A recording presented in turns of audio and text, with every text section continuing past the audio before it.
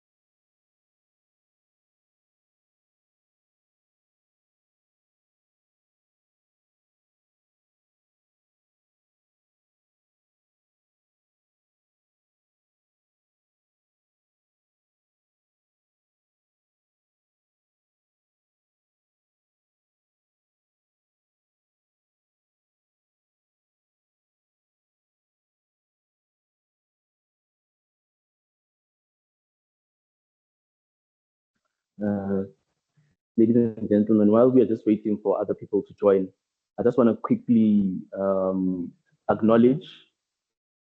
I want to firstly acknowledge Retlosebetsa. They are the owners of this venue. It will be a hybrid event because now it's a community-based area. They are currently having lunch. Those who are live here, they will be here around part 1. But nonetheless, we will be continuing in a few moments. So Retlosebetsa is basically It is a company based in Lufhereng, Soweto, and they are responsible for the development within the Soweto area, right?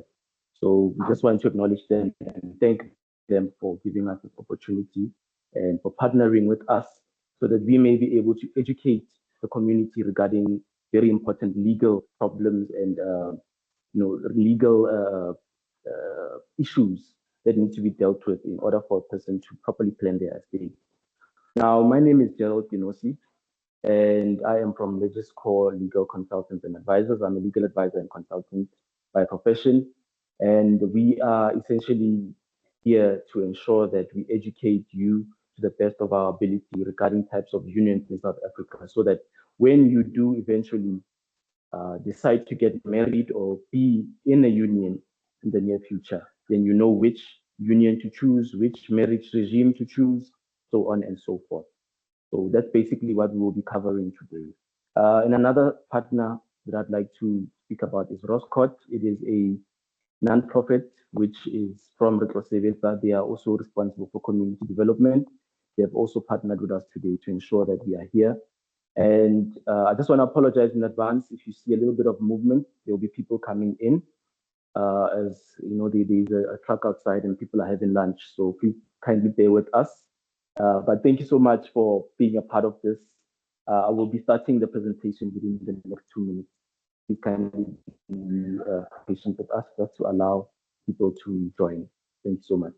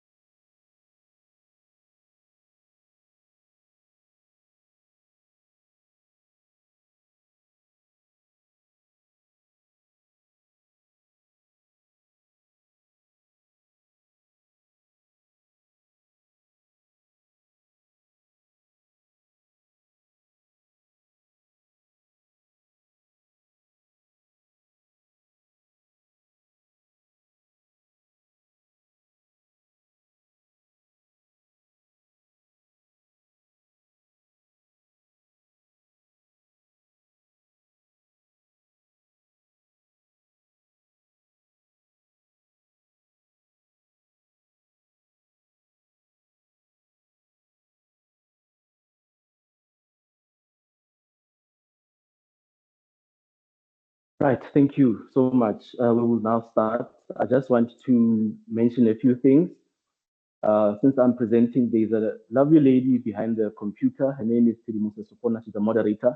She's the one that is going to be answering your questions and also noting down your questions. What we will do is I will go through a presentation after we finish one segment or maybe 2 or 3 segments, then I will open up for any questions. But if you have any questions that you'd like to ask, you can raise your hand and then you will be acknowledged as well. Or you can simply type them in the chat and our moderator will be able to inform me of the question. And then I'll do my best to answer the question that you have for me. So once again, thank you so much for being here. Today, we are going to look at the different types of unions and their impact on estate planning. Remember, when you get married to someone, that also affects how your estate will be distributed upon the solution, which will be either death or divorce. But let's get into it step by step. Welcome to the Legacy Blueprint. Okay, the Legacy Blueprint is essentially it is a webinar aimed to educate people about the right way to prepare your legacies in order to prevent problems in the near future, like family feuds, families fighting over assets, abomalume coming to take over assets from abomchana, those types of things, family house disputes. We are trying to sort of debunk that whole thing, and we are trying to get rid of that problem because it is a problem that we are experiencing, especially in the townships. There is quite a lot of those types of issues. People end up also, harming each other for the sake of family houses and like that. So over the next 4 weeks, we'll be gradually breaking it down and we'll be dealing with these issues that are really affecting people. This week is types of unions. Next week we'll be tackling estate planning, which involves trust, and we'll be diving into that and discussing it. And the third week we'll be dealing with wills, the importance of wills, the requirements of a valid will, and how to make your will uncontestable, and so on and so forth. What happens when you die with a will, when you die without a will? That will be dealt with in the third week. And in the fourth week, we'll be dealing directly with the administration of estate. What happens when you pass away? How will your estate be dealt with? How will your assets be distributed? That is the final step that we'll be dealing with. But thank you so much for joining in. Now we will move on to this topic. And as I was saying, today in part one, we'll be exploring different types of unions and their matrimonial regimes. Now, the regimes, there are two regimes. It's in community of property and out of community of property, with and without accrual. You see. So, yeah, we will be dealing with that.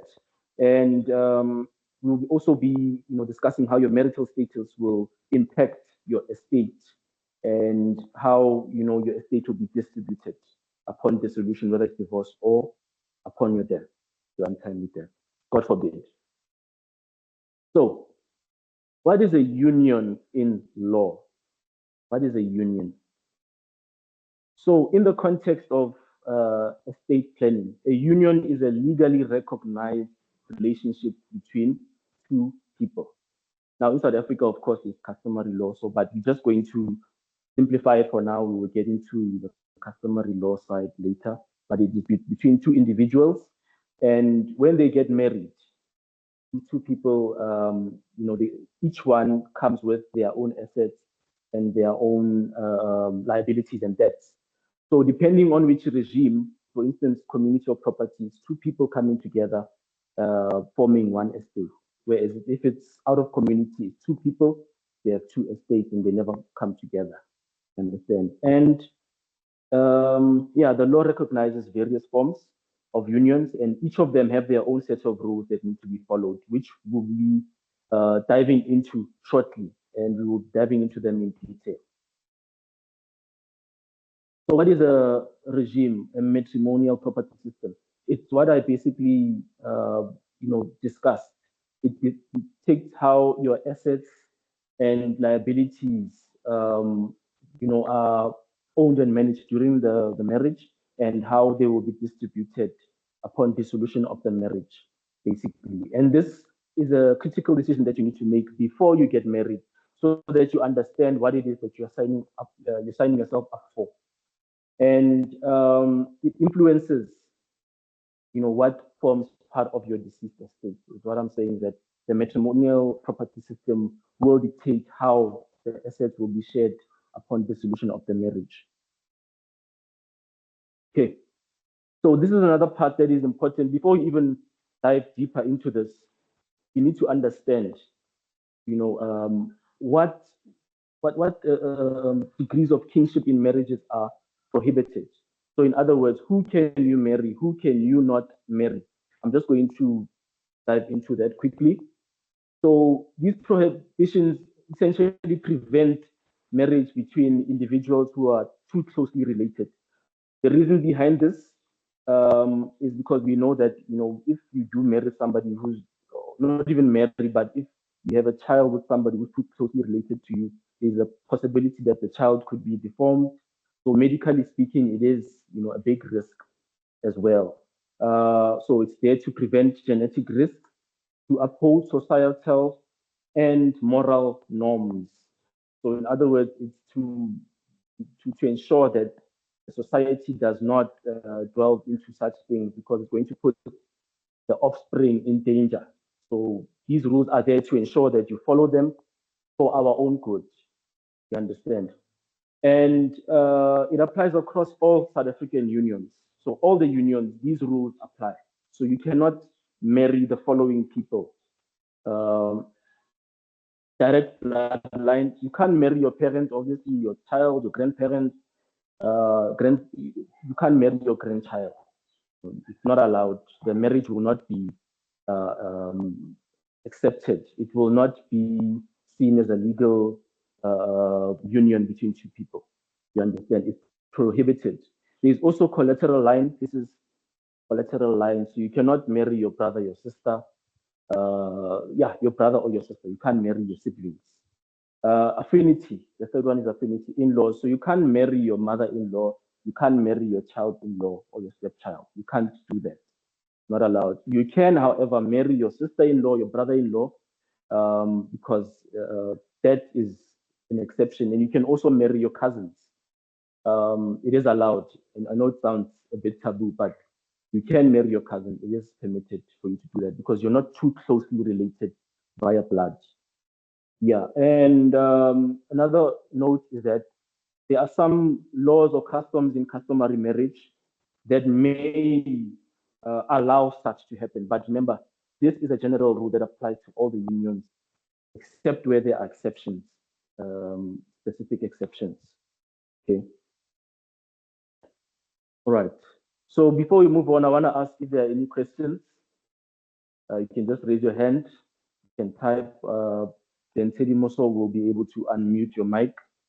And I'll answer the question to the best of your ability, to my ability, the best of my ability.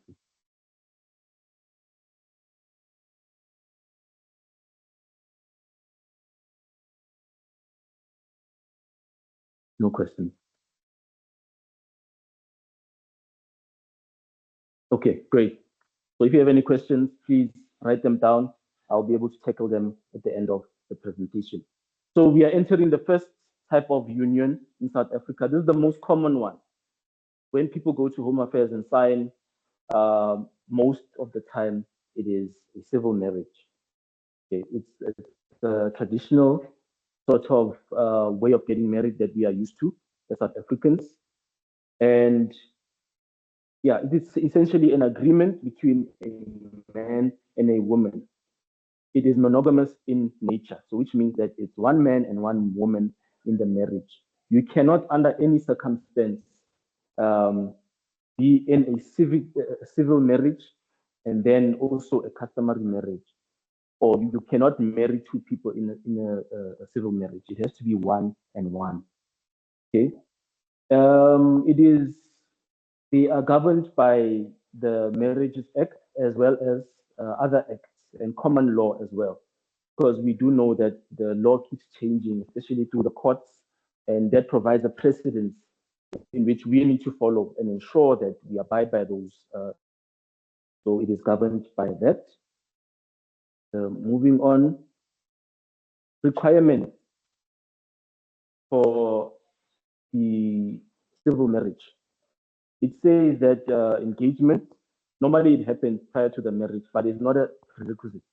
So people can get married through civil marriage even without getting engaged. It's not really a prerequisite. Before marrying, you have to make sure that you choose the correct marital property system in community or out of community of property, with or without accrual. We will get into those shortly to explain them properly. And of course, if you are marrying out of community or property, there's what you call an prenuptial contract. Some people call them prenup. That's basically you signing an agreement with your partner on how you want your assets to be handled, managed, and also upon dissolution, how you want them to be distributed. You understand? Okay. Now we are getting into the universal community of property. This is the most common. It is the default property regime in South Africa. So if you get married without an antenuptial contract, it's going to be in community of property automatically for whichever type of union that you choose. Now, how this one works is that community of property, it means that two people come together. It essentially means that their estate becomes one, it becomes a joint estate. The only time it is split is when there is a divorce or when somebody dies. So that's the only two ways you can actually dissolve a marriage. So this says that half of the estate belongs to the one spouse, half of the other belongs to the other spouse. So everything becomes one single joint estate. And also in community of property, there is shared responsibility. So it means that each spouse owns their equal share. in the estate, and they both have equal powers. So you might find sometimes when a married person tries to do a specific transaction, they ask, are you married in community or property? If the answer is yes, then they need spousal consent. So some transactions do need spousal consent because it's going to directly affect the other spouse. Okay, so now we are getting into out of community or property. I just want to explain this one properly so you can understand and ask questions later. Out of community or property, essentially it means that what's yours is yours, what's mine is mine. Now there are two types. There is with accrual and without accrual. Now without accrual, it's fairly simple. What's yours is yours, what's mine is mine. When we divorce, each one takes whatever belongs to them, and nobody takes from anybody else because it's out of community. It's a separated, it's never joined. So nobody is entitled to anybody's estate because you sign an international contract that says that. So essentially, if somebody dies, their 50% goes down to their descendants, and the same with the other spouse. The surviving spouse doesn't get anything from this other spouse. Now, when you do this out of community or property with accrual, the following is going to happen.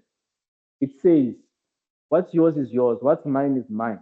But because we are married, the growth in our estates, that is what we're going to share. And there are calculations that are done in order to determine who gets whichever part. So I'm going to make an example. Joe marries Susan out of community or property with accrual, and with accrual, yes. And Joe's estate grows by 1 million during the commencement of their marriage. Sue's estate grows only by 200,000, right? So you're going to take the higher amount, the one whose estate has grown, the higher amount, which is 1 million, and you minus it by the smaller amount, which is 200,000, which is going to leave 800,000. Now, the spouse with the lesser amount is entitled to half of that difference. So now, when you say 1 million minus 200, it's 800,000, right? Half of that is 400,000. That is how much Susan will get upon the solution of the marriage. I hope everybody understands me. So you get half of the difference between the higher amount and the lower amount. The one with the lower amount is entitled to half of the difference. And once that is split, and then whoever gets Joe gets his part, Sue gets her part. That's how it is split in the middle. After the calculations are done, then it is officially split. So that is basically how out of community or property with accrual works. I don't know if there are any questions because I know this one is a bit confusing. So the one with the higher amount, with the higher growth after the commencement of their marriage, the one with the lower amount minuses their growth from the higher amount, and they get half of the difference. You understand? Okay, if anybody doesn't understand, please, you can raise your hand. Now, the death of a spouse, remember I spoke about the solution. It can happen either through a death or through divorce. Now, death of a spouse, it depends on which marriage regime you have, and also it depends if you have a will or you don't have a will. Now, we're going to get into that in week number 3. Today, I just want to, scrape the surface a little bit. So when a spouse dies, when they're in community of property, I'm going to say when they have a will, the spouse who has passed away, their will be executed according to their wishes. So the surviving spouse automatically gets 50%. Does not mean they are entitled to the 50% of the other spouse if they have a will. You understand? Because when you get married in community, the 50% is the one you're entitled to. The other 50%, the other spouse gets to decide what they want to do with it if they have a will, and that is that.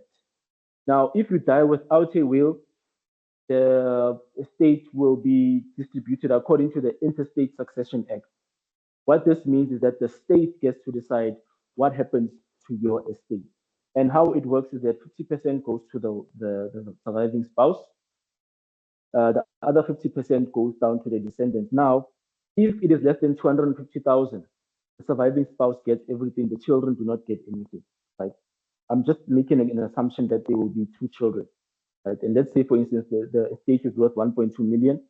The surviving spouse gets 600,000, and the remaining the deceased estate is 600,000. How it works is that they're going to take the number of children and they take the surviving spouse and add them as a child. It's called a child share, right? So they're going to divide that amount into a child share. But now, if the amount that the surviving spouse gets is less than 200,000, they have to get 200,000, because what the law says is that they get 250,000 or whichever is more. You understand? So if you divide the 600,000 by 3, 200,000, which means less, it means that they will be entitled to the 250,000, meaning that the children will be left with the 350,000 to share. You understand? That's how the interstate, but we will get more into that. We will get into it in detail. It's called a child share, but week number 3, we will be dealing with that directly. Okay. So upon divorce, the same thing happens, because if you are married in community or property, it gets split down the middle. 50% goes to each spouse, because it will be a joint estate, but now it will be broken into half, and everybody will get their equal share.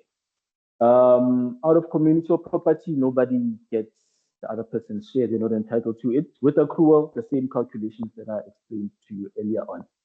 Now, when it comes to pension, it's a bit tricky. You're not automatically entitled to your spouse's pension as a spouse, even as a spouse. You need to go through a court order to get that pension. Now, there's a difference. There is pension benefit and then there's pension interest. Interest simply means that the pension has not yet been withdrawn from the pension fund, whichever company it is. It is still in the fund. Pension benefit means that it has already been withdrawn. That the spouse is entitled to it, because the money is coming into the joint estate. It's an asset, essentially. So it goes into the joint estate. Upon dissolution of the marriage, the other spouse will be entitled to 50%. But if it is still with the fund, which is the pension interest, they need to go through a court, especially during divorce. Obviously, it's in court. There will be a court order that says, yes, the spouse is entitled to the 50%, but it does not happen automatically, not all the time anyway. Okay, business assets. If your partner owns shares at multi-choice, obviously 50% of those shares, your partner is entitled to them. So what happens is your partner is entitled to 50% of whatever you guys grow together. The remaining 50% will be distributed to the descendants. Now, I want you to understand that when it comes to inheritance, especially with interstate succession, they focus mostly on family, and it always goes downwards. Hence, you might find when somebody dies, Abu Malume, they come and take the cars of their brother who has died. That is actually not the way it's supposed to be, because inheritance goes downwards. So if you have children, everything you have goes to your children. You understand? If you don't have children, only then does it go to the next line, which is your siblings. And if you don't have siblings, it has to go back up to your parents. That's how it works in the interstate succession. If you have a will, you can dictate whoever wants, whoever you can decide who you want to give what, when, and how. You have freedom of testation. Hence, when you have a will, your estate is testate, not intestate. Intestate means you don't have a will, which means the state is the one that's going to decide how everything goes, how everything gets distributed. Okay. So basically, that's what I was, describing. What happens when a spouse dies? Yeah, it must be distributed among their heirs. Their heirs is going down, like I was saying now. Yeah, your heir is basically somebody who's below you, your descendant. So that's basically how it does. Except if you have a will. If you want to leave everything to your mother in a will and leave nothing to your children, you have freedom of taxation. You are allowed to do that. Nobody can actually contest it. And an executor will be appointed to administer the estate. We'll also be dealing with executors during the administration of the estate, which is week number 4, to properly go through exactly what the role of the executor is, how much money they will get or percentage they will get from your estate when they execute it, and so on and so on and so forth. So we will be dealing with those in week 4 and week 3, actually, because in wills we also touch on them a little bit. Okay, so before we move on to the next one, I want you to find out if there are any questions, because I know this one is a little bit complicated. Please feel free to raise your hand, and Teddy Moso will be able to unmute you.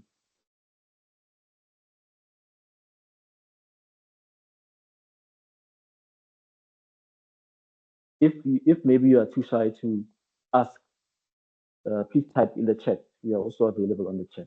Then we'll be able to answer your question properly. Another thing, am I audible enough? Please let me know if thumbs up. Okay, that's cool. So there are no questions. Can you move forward? Okay, all right, so we'll move on. Now we are moving on to the next one. This is the second type of union in South Africa that you are allowed. It is called the civil union. Okay. Basically, this union was introduced to cater for same-sex marriages. So same-sex marriages have recently been permitted in South Africa. It hasn't always been this way. So they have created a new form of union to cater for people who are same-sex marriages, essentially. But however, it's not just for same-sex marriages. Even opposite-sex marriages, heterosexual people could get into civil union. It's basically a choice. It has the same consequences. It has the same sort of rules. It is very similar, actually, because it also has the same marriage regimes in community or community of property with or without accrual. So it's basically the same thing. And yeah, basically it grants civil unions a similar legal consequences to a civil marriage, because a civil marriage it's strictly a man and a woman only, it doesn't allow anything else. So this was created to cater for same-sex marriages. Okay, and the solution, the same thing upon death or divorce. It has to go through. It's essentially the same thing. If you want to dissolve the civil union, you need to divorce, or it also gets dissolved upon someone's death. It's the same rules apply in community of property. It gets split the same way. There is essentially no difference with the civil union and the civil marriage. It's just that civil union caters for same-sex marriages, essentially. And also the surviving spouse is entitled to claim for maintenance. Same way in a civil marriage, the spouse can claim for maintenance. Okay, now we are getting into a complicated one, customary marriage. This one is a little bit complicated, so I just want you to bear with me, and please raise your hand if there's something that you don't understand. Okay, so customary marriages are fully recognized in South Africa. As you know, that South Africa is a rainbow nation. We have a variety of cultures, variety of traditions. So the customary marriage was essentially created to be able to cater for customs. Now, the customary marriage, it allows a man to marry multiple wives. You don't necessarily have to marry, but it allows you to be able to marry multiple wives. But that is a little bit of a process, because for a man to marry a second wife, the first wife needs to consent to it. You understand? Now, this one is a big problem because there are a lot of people who do not understand it properly. I'm going to make an example. Okay, but before I make an example, we need to firstly speak about the requirements. So let me just go through this slide quickly. It is governed by the Recognition of Customary Marriages Act, and Section 10.4 of the Recognition of Customary Marriages Act is relevant. It basically says you are not allowed to get into a customary marriage when you are already in a civil marriage. And it's actually it works vice versa as well. Because you're not allowed to be in a civil marriage if you're in a customary marriage. It's actually a crime. It's called bigamy, and you can get arrested for doing something like that. So it's a serious crime that you can literally get arrested for. And it's complex. You know, the divorce of a customary marriage with a man who has multiple wives is not normal like the other one. So normally it's dealt with in the court. The court will decide on who gets what and how. The marriage regimes also apply in community, out of community, and with accrual, with and without accrual. So yeah, it's basically, it has the same sort of structure, but this one allows a man to marry multiple wives.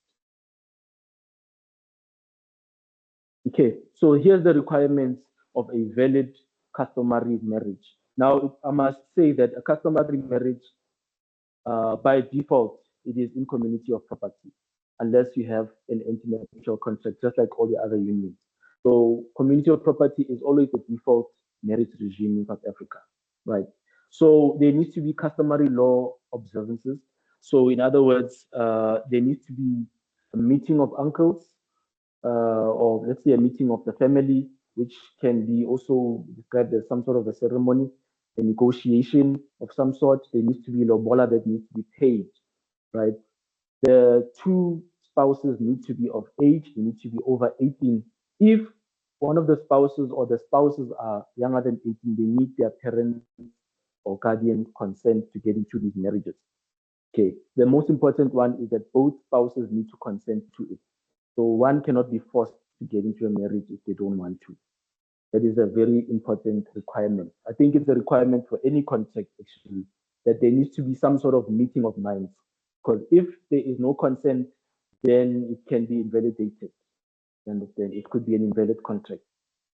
Now, the parties must be competent to marry each other. I think this one also goes for all the other unions. It is what we were talking about, the prohibitions of kinship. Remember the degrees of kinship that we were talking about, that you can't marry your brother, you can't marry your father, stuff like that. They have to be competent to marry each other. And the one that I mentioned, there needs to be no existing civil marriage. That is section 10.4 of the Recognition of Customary Marriages Act. So it explicitly says there can't be a civil marriage. Although you can take multiple wives, one of the wives cannot be a civil wife, a civil marriage wife. Okay, so now, having said all this, there is a problem currently happening. And there are cases that I've been hearing about as well. When a man marries a woman this way, takes out lobola, the requirement is not that the lobola needs to be finished, even if you take out a portion of it, and these other requirements are met. You are married in community of property. Now, of course, it's not yet registered, but the law says when this action happens, it means you are married in community of property. So now, the problem comes when the two spouses break up. People do not understand that when somebody takes out mahadi or lobola for you, you need to divorce them in the same way that you would divorce a person in a civil marriage. You understand? The divorce needs to go through the court. You need to formally divorce. If you don't divorce, it's going to become a problem whereby now you want to marry another person. You can marry them, nothing's going to stop you. But now, if the husband or the wife decides to, or get information that, no, this is my husband now, he's married in a civil marriage, and you can see that the customary law says no existing civil marriage. So, no existing, and it can also exist in this, understand? So, if that person, for instance, I'm going to make a practical example. Joe marries Sue in customarily, they break up. Joe now goes to marry another one. Now, Sue is still Joe's first wife according to customary law. She did not consent to that union. That marriage will be invalidated. Again, remember, Joe is customarily married and now is entering a civil union. Civil marriage says you cannot be married to another person. So it's going to invalidate that marriage in the first place. So it's dangerous when it comes to that. It's even more dangerous when Joe dies having married the new wife. The first wife could be able to get 50% of his estate. She will be entitled to that because they are still legally married. Understand? So it becomes complex when it's like that. If somebody has taken out mahadi or lobola for you as a lady, make sure that you divorce them through the court as you would a civil marriage or a civil union, because it is taken in the same light. It is recognized by all courts. Customary law is recognized by courts. It is enshrined in the constitution. Understand? So it needs to be taken as serious as these other marriages. Because a lot of people like to say, umfazi wephepha. It's the same thing. You understand? If somebody takes out mahadi for you, you are also umfazi wephepha, especially if you have registered that marriage with Home Affairs. Because the rule is that when somebody takes out lobola for you, you need to make sure that after a few days, you register that marriage with Home Affairs as a customary marriage, and it will be a valid one. You understand? It will be a valid marriage, and it will be treated as though it is a civil marriage or a civil union. So that is very important. Okay, so there are people who just stepped in. I'm just going to quickly just repeat what I said briefly. I was saying that most of the time, people who are involved in customary marriages, if you are a man and you take out mahadi for a woman and you break up with her, many people don't understand that you actually need to divorce a person like you would normally divorce in a civil marriage or a civil union. Understand? If you don't do it, there are implications in the future. Now, according to customary law, the first wife needs to consent to the second wife. You understand? And if you marry another wife through civil marriage, it means that that marriage will be nullified and will be invalid. Understand? Now imagine if you die and you married this lady, the first wife can claim 50% of your share, and this new lady won't get anything. You understand? That's the importance. When you are in a relationship, you need to make sure that you dissolve that marriage if you're no longer interested in the marriage. So yeah, that's basically what I wanted to say. It works both ways, by the way. Also, the first wife, if they break up and somebody has taken out mahadi for you, you are still that person's husband until you divorce. If you marry a new person, the same thing can happen to you as a woman. So it's very important to note that you need to divorce, do it through the court as you would a normal a civil marriage. Understand? So yeah, that's basically what I'm covering. If there are any questions, please do raise your hand. Do you have any questions? Okay. Yeah, so if there are any questions, please raise your hand, type it in the chat.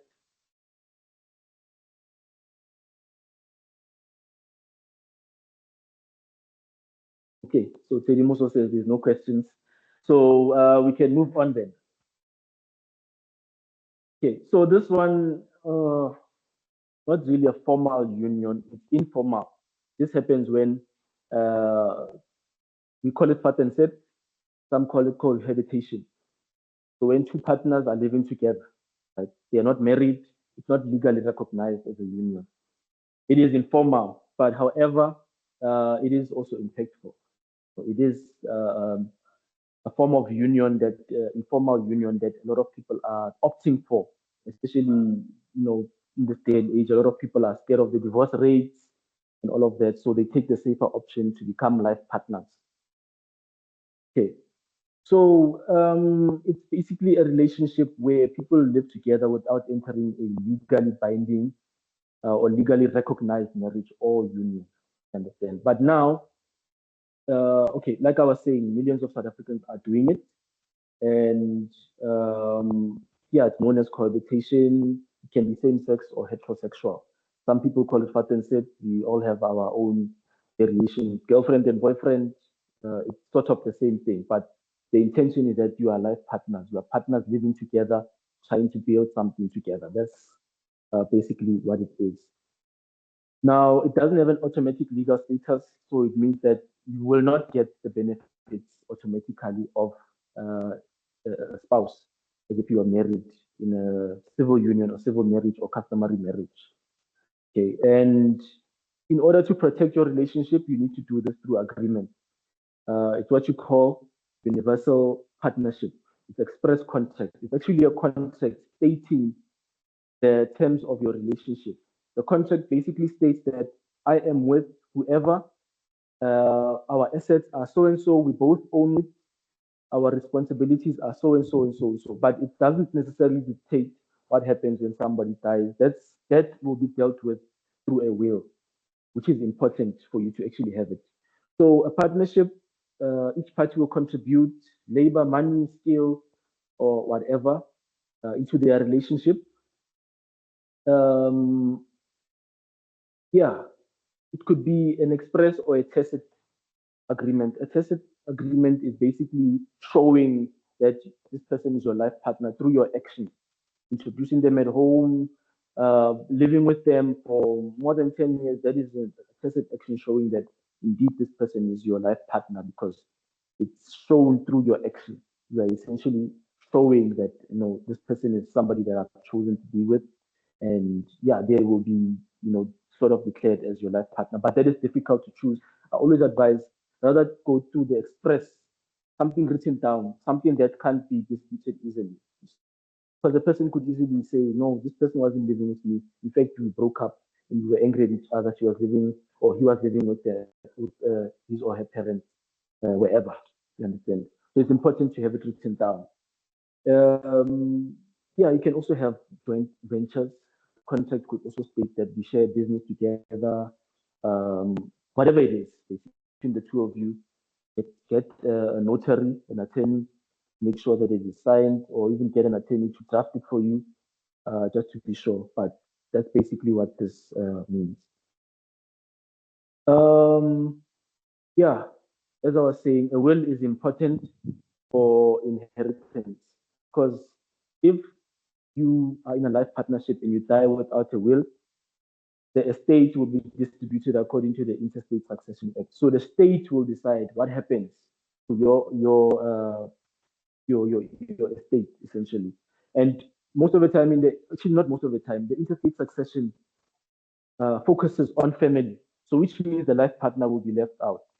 You might find you be living with somebody for 10 years. When you die, the family comes and tries and claims, whatever assets. When actually the children are the ones that are to inherit everything of that person. But now you find Abu Malume coming, trying to steal, especially from the children. Understand? So it's important to protect your children. Draft the will. The will be followed according to your wishes. Nobody can tell you what to do. That's why when you write a will, and I will explain this in week 3, a will needs to be a voluntary thing. You cannot have somebody whisper in your ear, no, mama, leave the house for me. That is called undue influence, which means the will can be contested. You understand? It's a very strict requirement, but we will get into that week 3. Now, unjustified enrichment, it means that your life partner can claim from your estate, especially if they were, if you were enriched by their expense in a way. You understand? So I'm just making an example. If you sold your partner's car to start a business, you were enriched, but it's a very complicated thing. It has to be unjustified in order for you to claim there. So yeah, that's basically it. This is just reiterating what I was saying now that it is important for you to have a will. It's very important. Without which the Interstate Succession Act will distribute. And you might find that the people you don't want getting your assets will get your assets in the end. You might find that you don't have any children, but you and your brother or you and your sister or you and your parent, you're the only child, you don't see eye to eye, you don't have a relationship, but in the end, somebody gets everything of yours, especially if you don't have children. You understand? So, yeah, but we will deal with that in the coming weeks, which will be week number 3. Yeah. So, just to speak more about Legiscore Legal Consultants and Advisors, we are a legal consulting company. We are not a law firm. We do have a law firm on our panel. Right? We do have lawyers that we work with. If something needs to go to court, the law firm, we provide them with instructions, and they are the ones that represent you in court. We also deal with lawyers when there are matters that have to do with trusts. For instance, if you are suing someone, the money needs to go into a trust and then distributed to you. The lawyer deals with that because they have, trust funds. They have the ability to deal with that. So we essentially provide legal advice and we also provide legal consultations. We solve problems before they get to lawyers. Essentially, that's what we are. Hence, we are also legal advisors, so we can advise you before you get into trouble. Our job is to save you money and also to keep you out of trouble legally and to keep you compliant. So we specialize in the following areas: corporate law, labor law, family law, property law, as well as what we are doing now, which is estate planning. So we draft wills, we assist you to plan your estate, we assist you with trust as well. Although the law firm also is the one that deals with those, but we do assist with those types of things. If you have problems at work, CCMA representation, we also do that. Employer-employee relations, we create policies for workplaces. We conduct disciplinary hearings. We represent at arbitrations at the CCMA. So those are just some of the things that we do.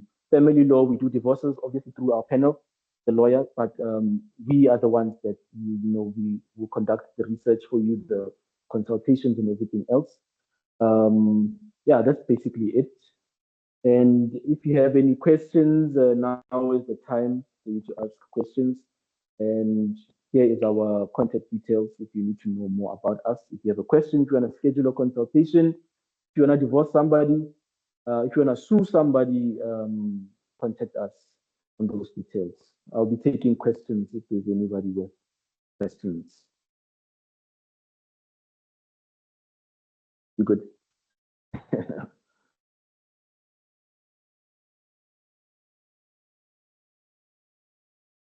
Oh, someone's typing. Okay. So we'll just wait. There's somebody typing.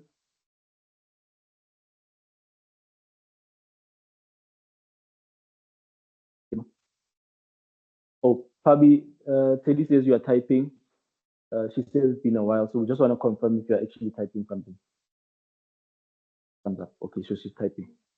Oh, yeah, please do a thumbs up if you are still typing.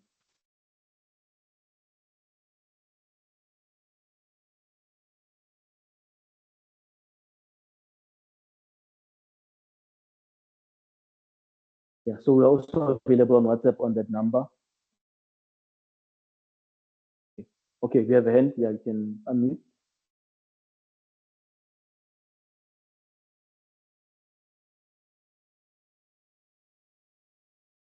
Hello. Can you hear me? Yeah, we can hear you. Okay, I just wanted to ask, go the cohabitation one. I had once heard, Hori, when you live with someone more than 3 months, that's considered Hori ke motho wa gago illegally. So where did that law, if it is a guy? Okay. That question. Okay, so she was basically asking Hori, she heard that when you live with somebody for more than 3 months or something like that, it is seen as some sort of a legal relationship. Am I correct when I say that, right? Yes. Okay. All right. So I'm going to say this, that in order for you to be a life partner, to be considered a life partner of some sort, this is the only way that you can formalize it is through the express agreement, universal partnership agreement, right? There was also a common misconception that maybe you live with somebody for like 7 years, it will consider you husband and wife. That is actually a myth. There isn't a rule like that. You understand? Um, although a lot of people might think that way because when somebody dies, the partner can claim from the pension. Maybe they might think that because they can claim from the pension, that somehow gives them some sort of spousal advantages, but it's not the case. The only way to be married is to marry. Understand? The state cannot impose. Remember, consent is important. The state can't decide, oh, these two have been living for 10 years, let's marry them. You understand? It's a misconception. But when you are a life partner and you have an agreement, it's better to solidify that relationship because now it is written down, stating, "For you own this, he owns this," and you'll be able to, work and build your relationship. You understand? But the 3 months thing, no, not to my knowledge, but to my knowledge, that's the only way you can do it. There could be something decided in the court. That's how South African law changes. Hence, I cannot 100% say, but hence I'm saying to my knowledge. But yeah, no, it's a misconception.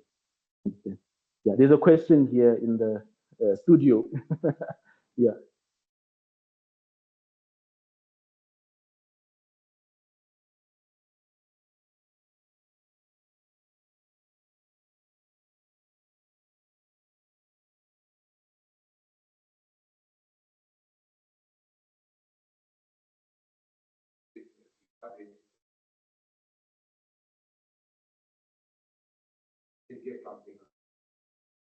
Um, okay, so for those who didn't hear the question, he asked if you're living together for a while, and if your partner dies, can you go to the police station to do an affidavit that says that you guys are girlfriend and boyfriend and you're living together and stuff like that?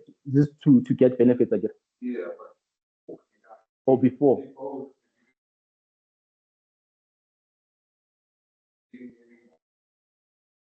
Oh, okay. Yeah. Okay. So he's asking before the person dies, can you go to the police station and write an affidavit and specifically say your girlfriend and boyfriend, basically a universal agreement, the contract. Yeah. I would just say just draft the contract.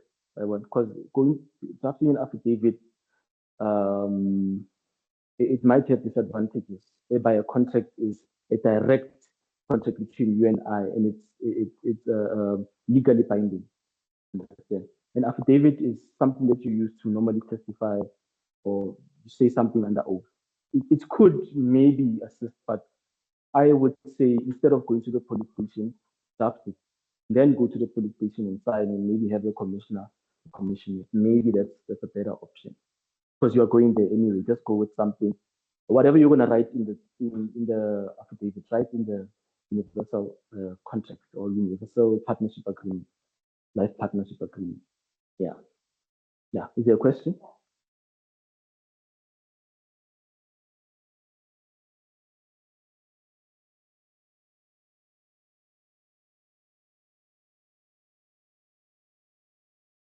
Marriage agreement?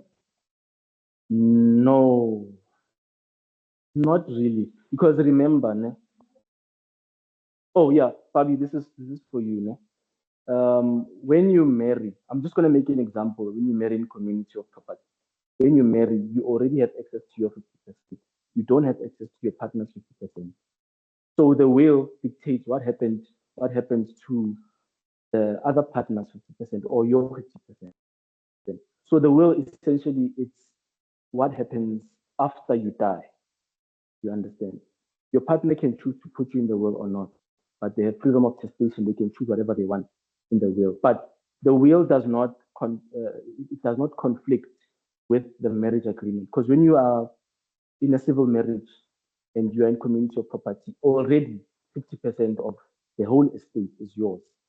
You can't decide what happens to another person, and they can't decide what happens to your 50%. Understand? So when you write a will, it has to be specifically your 50% in the marriage. What happens to your 50%? Another thing is that I advise people when you are writing a will, do not write, I give 50% to my wife. No, don't write it. Otherwise, then the rest of the will is null and void because you gave away your 50% to your wife. So 50% automatically belongs to your wife or your husband. Rather, right there, as we are married in community property, my wife or my husband retains their 50%. This is what I want to happen to my 50%. Rather be clear. Understand? If you say 50% is gone, your wife is going to get everything, your children are not going to get anything. And if you have a wife who's not going to take care of the children, then you have a problem. Understand? Pavi, I hope I answered your question. Did I answer you properly? Thumbs up. Okay, cool. Is there any more questions? Tidimalo's typing. Okay, let's wait for Tidimalo to type. So it's important. We will cover this thing in week number 3, ladies and gentlemen. It's important. There are strict requirements for a will, but we will get into that. I don't want to open another topic because we have to also be done by 3. But nonetheless, we will cover this on the 3rd week. Yeah, definitely.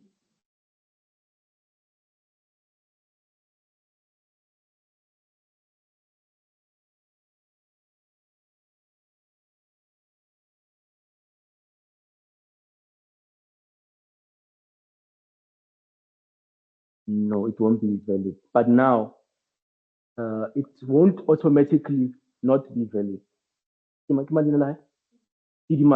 Yeah, the marriage will not be automatically invalid. I get there's normally a letter that is drafted. That letter, you get an attorney, the attorney will study it, and you will have a case whereby that marriage will be invalidated as you as the first wife did not consent to that marriage. So if you get an attorney and you go to court, you stand in the court and say, I did not consent to this. I'm the first wife, I didn't consent to this marriage. It's going to be null and void. You understand? So they won't divorce. It's going to be like it didn't happen. So when a marriage gets annulled, it's like it didn't happen. It's not a dissolution. Like it didn't happen in the first place. You understand? So that's how dangerous this whole thing is. I think that needs to be done is that if somebody takes out mahadi and you break up, divorce, because you are married in community of property. Imagine if in a civil marriage, you're already married and then your husband goes and marries someone else. They can't. Understand? In a civil marriage. So the husband can marry another wife in a customary marriage, but the wife needs to consent to it. There was a case that was dealt with, and obviously there's precedence.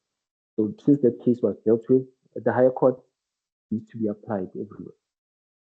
You understand? That's the importance of the customary marriage. It is as recognized as a civil marriage. That's how important it is. So I hope I've answered the question. Yeah, you have Yes, another one. thank Can I what's your name? Listen. Yeah, listen.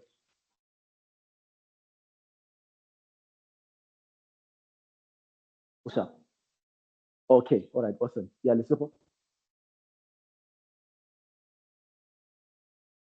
Yeah, yeah.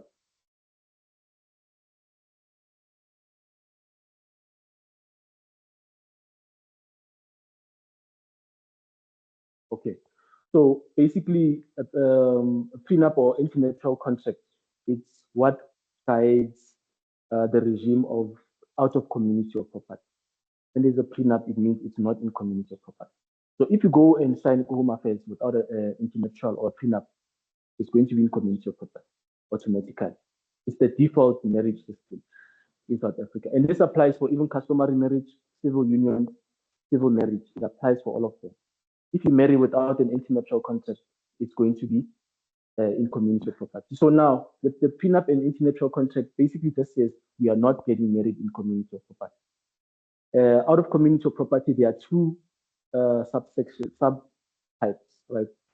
With accrual and without accrual. Without accrual, it's you come in the marriage, what's yours is yours, what's mine is mine. They never combine. With accrual, actually when you're in a marriage, your estate is going to grow. That growth, let's say for instance, the guy has a higher growth than the lady. You take the amount of growth from the lady's side, you minus it with the guy's side. Whatever you get, the lady is entitled to half of the difference. So if the guy has a 1 million growth, the lady has 200,000. When you minus 1 million from 200,000, 800,000, you split it down the middle. Half of that difference is 400,000. So the lady gets 400,000, which means they're going to get 600,000, both of them. So it sort of levels the playing field. You understand? So you get half of the difference of the higher amount minus the lower amount. Right. So Are you sorted? Yeah.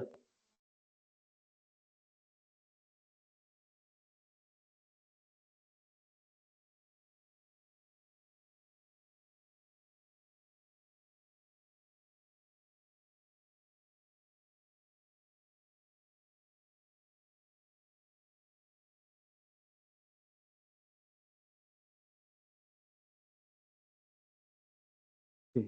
So the husband bought the shares in the name of the company, essentially. Okay. What's the name? Asanda. Okay. So Asanda, in that case, it goes back to, I think we spoke about, briefly spoke about, what is it, the business interest or something like that. Whatever it is that your husband, shares that your husband owned, whether they bought the shares through the business. In any case, the business, if the husband had 100% shares in that business that bought shares, you automatically own half of the business. So it means that the shares that the business bought, you own half of those shares and you still own half of that business. Understand? So that's basically how it is. How you go about, um, it's best to get an attorney, to be honest, because the attorney will be able to investigate for you and they will be able to speed up the process because the estate needs to be wound down in any case. So you need to find an executor, understand, to make sure that that will gets wound down. It takes some time for the will to be wound down, but again, yeah, the attorney needs to also look at what the memorandum of incorporation of that business was saying. Does that business have a succession plan? Those are the types of things that need to be looked at before you can claim that amount. Does the business have liabilities, debts, those types of things? When the estate is being wound down, those types of things will be looked at. But again, does not necessarily mean that the business will be what is the word, liquidated and you can take the money. No, because the business is its own entity. There are other laws. There's corporate law now that is. So you definitely need to get an attorney to look at that and also see what type of shares, how often the dividends, what are the dividends? But you do need to get an attorney to look into that for you. Yeah. So I don't know if there's another question. Are you sorted, Yusuf? Yeah. So basically, we are doing this. We are planning an estate. This is the first part. We chose to do this so that you understand that when you plan an estate, you need to get the right marriage regime. You need to understand it because it all starts there. You understand?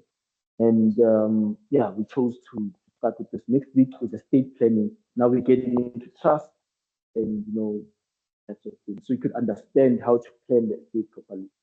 Understand? Third week, we're doing wills, requirements of wills, how to make a will uncontestable.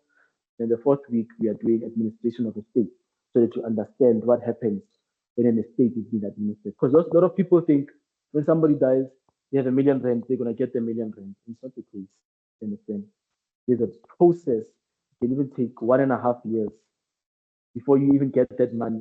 So, yeah, we will look into those types of things. Yeah. Are there any more questions? No questions. Okay. So, ladies and gentlemen, thank you so much. It was our first hybrid. Yeah, let's just hope that you'll be able to share with more people because next week's one is very important. Please share.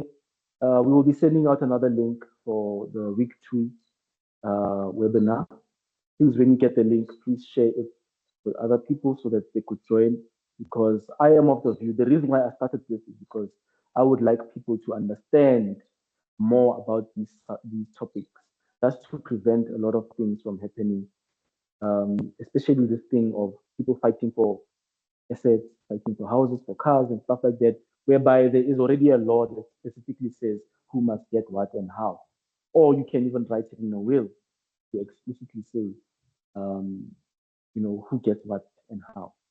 So that's another thing.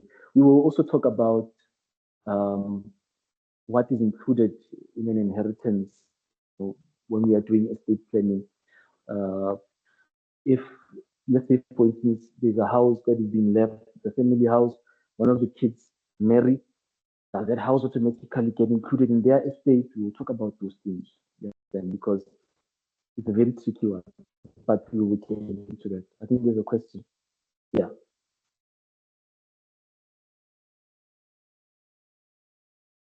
Estates.